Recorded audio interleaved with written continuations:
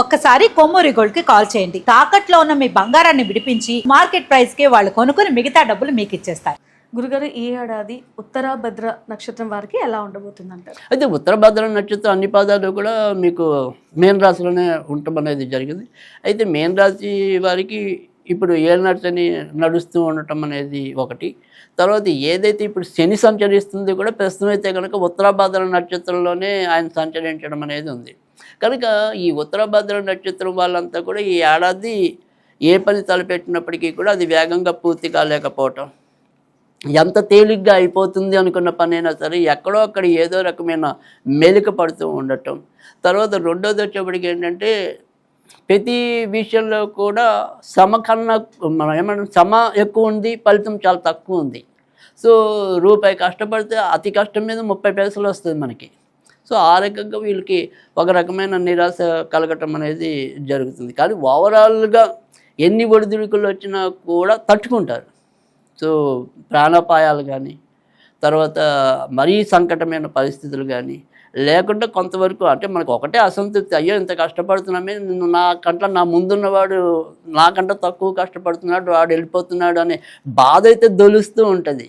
కానీ అలాగని మరీ నెగిటివ్ లేదు. అంటే మనం నెలల కొద్దీ ఏదైనా మంచం మీద పడిపోవటం అలా కాకుండా కొంతవరకు దేవుడు ఏదో రకంగా వీళ్ళని అనుగ్రహించి కాపాడుతూ ఉండటం, అది కొంతవరకు ఏదో అదేదో గుడ్డి కన్నా మెల్లనయం అన్నట్టుగా కొంతవరకు ఆ రకంగా కనీసం ఊరటైతే ఉంది. తర్వాత రెండోది ఏంటంటే ఇంకా మంచి అనేది ఎక్కడైనా ఏదైనా సరే ఒకసారి ఆకస్మికంగా వీళ్ళకి ఏదైనా సరే ఉద్యోగం పోయే పరిస్థితి వచ్చిందనుకోండి, మళ్ళీ సాధ్యమైన తొందరలోనే మరొక ఉద్యోగం అనేది కూడా వీరికి లభించడం అనేది ఉంటుంది.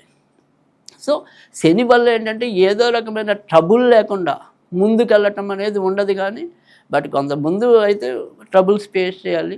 తర్వాత మళ్ళీ అంత కొంత ఊరటైతే కనుక తప్పకుండా లభించడం అనేది అయితే ఉంటుంది.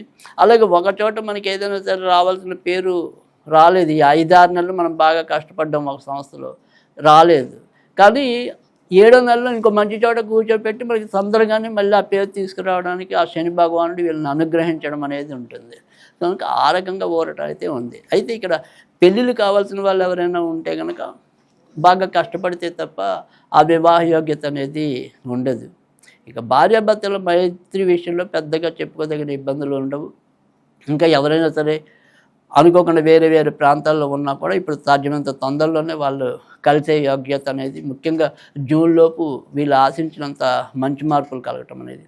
తర్వాత ఖర్చుతో కూడా అంటే శ్రమతో అయినా సరే లేదా ఖర్చుతో అయినా సరే ఇలా స్థిరాస్తులు ఏమైనా తీసుకోవాలనుకుంటే కనుక సాధ్యం అవుతుంది. క్రీడాకారులు ఒకవేళ అంటే మీనరాశిలో పుట్టి క్రీడాకారులు ఎవరైనా ఉంటే మాత్రం ఖచ్చితంగా వాళ్ళు కొద్దిగా జాగ్రత్తగా చూసుకోవాలి. ఒక్కోసారి చిన్న చిన్న ఇబ్బందులు ఉంటాయి, దెబ్బలు తగిలించుకోవటం.